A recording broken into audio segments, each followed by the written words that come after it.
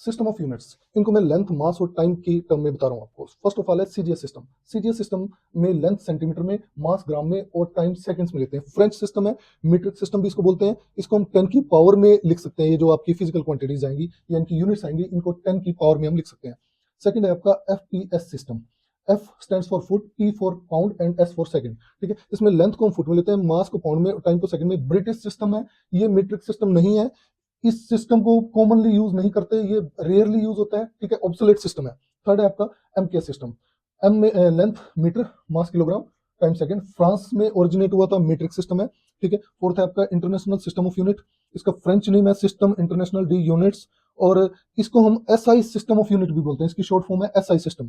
ठीक है। इसमें जो ये सीजीएस सिस्टम है और एमकेएस सिस्टम है, इन दोनों में इंप्रूवमेंट की गई थी।